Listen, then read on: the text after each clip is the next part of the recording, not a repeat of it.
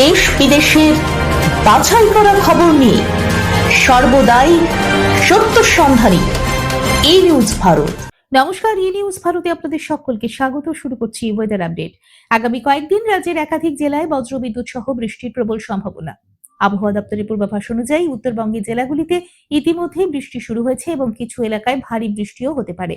অন্যদিকে দক্ষিণবঙ্গের বিভিন্ন জেলায় হালকা থেকে মাঝারি বৃষ্টির পাশাপাশি বজ্রপাতের আশঙ্কা রয়েছে। বিশেষ করে বীরভূম, বর্ধমান, নদিয়া, হুগলি ও বাঁকুড়া জেলায় ঝোড়ো হাওয়ার সঙ্গে বৃষ্টি হতে পারে। কিছু জেলায় 50 থেকে 70 কিলোমিটার বেগে দমকা ঝোড়ো হাওয়া বইতে পারে।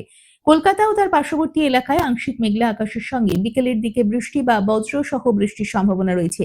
তাপমাত্রা খুব একটা বেশি পরিবর্তন হবে না, তবে কয়েকদিন পর সামান্য কমতে পারে। আজ এবং কাল সমুদ্র উত্তাল থাকার কারণে মৎস্যজীবীদের জন্য সতর্কতা জারি করা হয়েছে। তাদের সমুদ্রে যেতে নিষেধ করা হয়েছে। মূলত বঙ্গোপসাগর থেকে আসা আর্দ্রতার প্রভাবেই রাজ্য জুড়ে বৃষ্টির অনুকূল পরিস্থিতি তৈরি হচ্ছে। আজ কলকাতায় সারাদিন মেঘলা আকাশ। আজ কলকাতা ও তার পার্শ্ববর্তী অঞ্চলে দিনের সর্বোচ্চ তাপমাত্রা 32 ডিগ্রি সেলসিয়াস, সর্বনিম্ন 22 ডিগ্রি সেলসিয়াস। বাতাসে আপেক্ষিক আর্দ্রতার পরিমাণ 52%। ব্যুরো রিপোর্ট, ই নিউজ ভারত।